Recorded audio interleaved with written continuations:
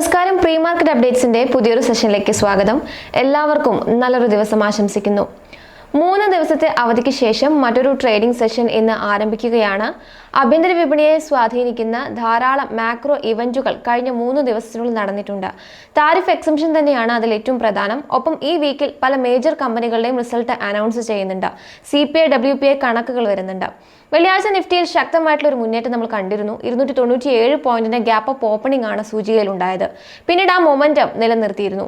US മാർക്കറ്റിന്റെ updates നോക്കുകയാണെങ്കിൽ smart ഫോണുകൾ, telecom equipment, chip making machinery, അതോടൊപ്പം റെക്കോർഡിംഗ് ഡിവൈസ്, ഡാറ്റ പ്രോസസിംഗ് മെഷീനുകൾ പോലുള്ള ടെക് ഉൽപ്പന്നങ്ങളെ താരിഫിൽ നിന്നും ഒഴിവാക്കുമെന്ന് ഇപ്പോൾ അറിയിച്ചിട്ടുണ്ട്. US വളരെ അപൂർവമായിട്ടാണ് ഇത്തരം കൺസ്യൂമർ ഇലക്ട്രോണിക്സ് ഉൽപ്പാദിപ്പിക്കുന്നത്. അതിനാൽ തന്നെ ആഭ്യന്തരമായിട്ട് സ്വയം പര്യാപ്തത കൈവരിക്കാൻ കാലതാമസം നേരിടും. ഇതോടൊപ്പം തന്നെ ഓട്ടോ കമ്പനികൾക്ക് മേൽ ചുമത്തിയ താരിഫിലും ഇളവ് നൽകിയേക്കുമെന്ന സൂചനകളും ട്രംപിന്റെ ഭാഗത്തു നിന്നും വരുന്നുണ്ട്. സെമി കണ്ടക്ടർ നിർമ്മാണത്തിൽ ഉപയോഗിക്കുന്ന ഉൽപ്പന്നങ്ങൾക്കും താരിഫ് എക്സംഷൻ അനുവദിച്ചിട്ടുണ്ട്. ഇത് കമ്പനികൾക്ക് ഷോർട്ട് ടേമിൽ ആശ്വാസമാണ്. എങ്കിലും എക്സംഷൻസ് പെർമനന്റ് അല്ല എന്നും ഓർമ്മിപ്പിക്കുന്നുണ്ട്. കഴിഞ്ഞ സെഷനിൽ US വിപണി ഒരു നേട്ടം രേഖപ്പെടുത്തിയിരുന്നു. ഡൗ ജോൺസ് 312 പോയിന്റിന്റെ നേട്ടത്തിൽ 40,524.79 റേഞ്ചിലാണ് ക്ലോസ് ചെയ്തത്. നാസ്ഡാക്ക് 0.64% നേട്ടത്തിൽ 16,831.48 എന്ന റേഞ്ചിലും വ്യാപാരം അവസാനിപ്പിച്ചു.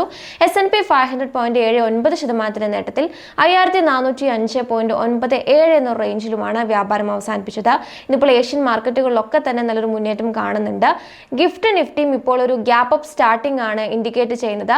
400 പോയിന്റിന്റെ മുന്നേറ്റം ഗിഫ്റ്റ് നിഫ്റ്റിയിൽ തുടക്ക വ്യാപാരത്തിൽ ഉണ്ടായിരുന്നു. അതിനാൽ തന്നെ നമ്മുടെ ആഭ്യന്തര വിപണിയും ഒരു ഗ്യാപ്പ് അപ്പ് ഓപ്പണിംഗ് നൽകും. അതായത് വെള്ളിയാഴ്ചത്തെ ആ ഒരു മൊമെന്റം നിലനിർത്താനുള്ള സാധ്യത കൂടുതലാണെന്ന് മനസ്സിലാക്കാം.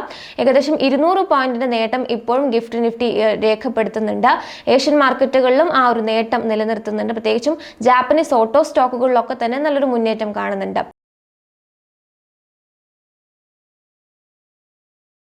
ടെക്നിക്കൽസ് നോക്കുകയാണെങ്കിൽ HDFC സെക്യൂരിറ്റീസിലെ നാഗരാജ് ഷെട്ടി പറയുന്നത് നിഫ്റ്റിയുടെ ട്രെൻഡ് പോസിറ്റീവായി തന്നെ തുടരുന്നുണ്ടെന്നാണ്. 22,900 23,000 റേഞ്ചിന് മുകളിൽ സസ്റ്റെയിൻ ചെയ്യാൻ സാധിക്കുകയാണെങ്കിൽ 23,400 23,500 വരെയും സൂചിക പോയേക്കാമെന്നാണ് അഭിപ്രായപ്പെടുന്നത്.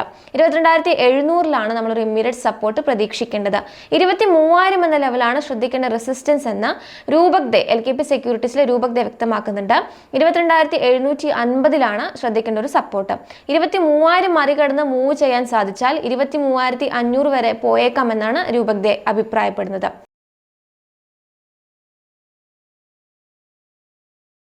ഇനി ഇന്ത്യ വിക്സ് നോക്കാം. ഇന്ത്യ വിക്സിനെ സംബന്ധിച്ച് കഴിഞ്ഞ സെഷനിൽ 6.17% ഇടിഞ്ഞ് 20.11 എന്ന ലെവലിലാണ് സെറ്റിലായിരിക്കുന്നത്.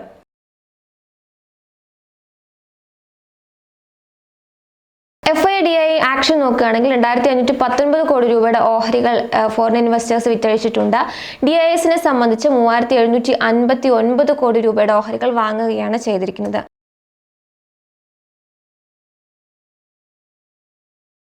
അവസാനമായിട്ട് നമുക്കിന്ന് ശ്രദ്ധിക്കേണ്ട സ്റ്റോക്സുകൾ പരിശോധിക്കാം. തീർച്ചയായിട്ടും ഇന്നിപ്പോൾ ടെക് ഒപ്പം തന്നെ ഓട്ടോ സ്റ്റോക്കുകൾ ഫോക്കസിൽ ഉൾപ്പെടുത്താവുന്നതാണ്. അതോടൊപ്പം ഫാർമ സ്റ്റോക്കുകൾ നമുക്കിന്ന് ശ്രദ്ധിക്കാവുന്നതാണ്. അതോടൊപ്പം ഇന്ന് റിസൾട്ട് വരുന്ന കമ്പനികൾ നമുക്ക് ശ്രദ്ധിക്കാവുന്നതാണ്. കഴിഞ്ഞ ശനിയാഴ്ച ഓറിയൻ സിമൻസിന്റെ റിസൾട്ടുകൾ വന്നിരുന്നു. റിസൾട്ടുകൾ വന്ന കമ്പനികളുടെ അപ്ഡേഷൻസ് നമ്മൾ ഇതുപോലെ പ്രീ മാർക്കറ്റിൽ നൽകുന്നതായിരിക്കും. അതോടൊപ്പം ഇന്ന് മാർക്കറ്റ് അവേഴ്സിന് ശേഷവും മാർക്കറ്റ് അവേഴ്സിന്റെ സമയത്തൊക്കെ റിസൾട്ട് അനൗൺസ് ചെയ്യുന്ന കമ്പനികൾ നമുക്ക് ഓൾറെഡി അപ്ഡേറ്റ് ചെയ്യുന്നതായിരിക്കും. അതോടൊപ്പം നാളെ ഏതൊക്കെ കമ്പനികളുടെ റിസൾട്ടുകളാണ് വരുന്നതെന്നും കൂടി നമ്മൾ മെൻഷൻ ചെയ്യുന്നതായിരിക്കും. ഇത്തരം സ്റ്റോക്കുകളിലൊക്കെ തന്നെ നമുക്ക് ഒരു മൂവ്മെന്റ് പ്രതീക്ഷിക്കാവുന്നതാണ്. ഇന്ന് ICICI Lombard general insurance company, ICICI Prudential life insurance company, Indian renewable energy development agency അതായത് IREDA, GM breweries, Bombay wire ropes, delta industrial resources, Hathway Bhavani cables company, അതോടൊപ്പം MRP agro, Swastik safe deposit and investment എന്നീ കമ്പനികളുടെ റിസൾട്ടുകളാണ് announce ചെയ്യുന്നത്. ശനിയാഴ്ച Orion സിമന്റിന്റെ numbers വന്നിരുന്നു. കമ്പനിയുടെ net profit 38% ഇടിവാണ് രേഖപ്പെടുത്തിയിരിക്കുന്നത്. റവന്യൂവിലും 8% നഷ്ടം രേഖപ്പെടുത്തിയിട്ടുണ്ട്. 825 കോടി രൂപയാണ് റവന്യൂ ഇനത്തിൽ കമ്പനി രേഖപ്പെടുത്തിയിരിക്കുന്നത്. അതായത് ഒരു മോശം നമ്പേഴ്സാണ് ഓറിയന്റ് സിമന്റ് റിലീസ് ചെയ്തിരിക്കുന്നത്. അതിനാൽ തന്നെ നമുക്കൊരു സെല്ലിംഗ് പ്രഷർ മേ ബി ഈ ഒരു സ്റ്റോക്കിൽ പ്രതീക്ഷിക്കാവുന്നതാണ്. അതോടൊപ്പം നാളെ റിസൾട്ട് റിലീസ് ചെയ്യാവുന്ന കമ്പനികൾ കൂടി നോക്കാം. ഏഞ്ചൽ വൺ നാളെയാണ് റിസൾട്ടുകൾ റിലീസ് ചെയ്യുന്നത്.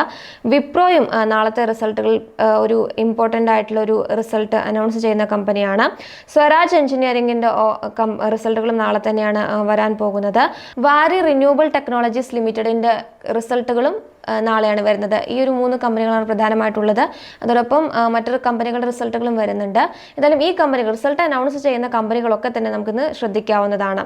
റിലയൻസ് ഇൻഡസ്ട്രീസ് ആണ് ഫോക്കസിൽ വെക്കേണ്ട മറ്റൊരു സ്റ്റോക്ക്. കമ്പനി നവോൻ ഷിപ്പ്യാർഡ് പ്രൈവറ്റ് ലിമിറ്റഡിൻ്റെ 10% ഇക്വിറ്റി കൂടിയും അഡീഷണലായിട്ട് അക്വയർ ചെയ്തു എന്ന അനൗൺസ്മെൻറ്റ് നടത്തിയിട്ടുണ്ട്.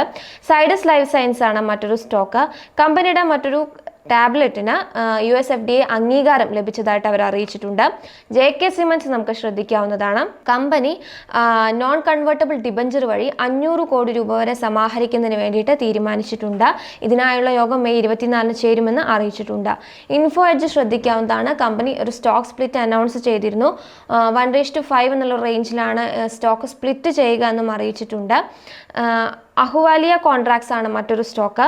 കമ്പനി ഒരു ഓർഡർ ലഭിച്ചതുമായി ബന്ധപ്പെട്ട അനൗൺസ്മെന്റ് നടത്തിയിട്ടുണ്ട്. 396.5 കോടി രൂപയുടെ ഓർഡറാണ് കരസ്ഥമാക്കിയിരിക്കുന്നത്. ഓറോബിന്ദ ഫാർമയും നമുക്ക് ശ്രദ്ധിക്കാവുന്നതാണ്. കമ്പനിക്ക് അവരുടെ ഒരു ടാബ്ലറ്റിന് ഫൈനൽ അപ്രൂവൽ US FDA നൽകിയതായിട്ട് അറിയിച്ചിട്ടുണ്ട്.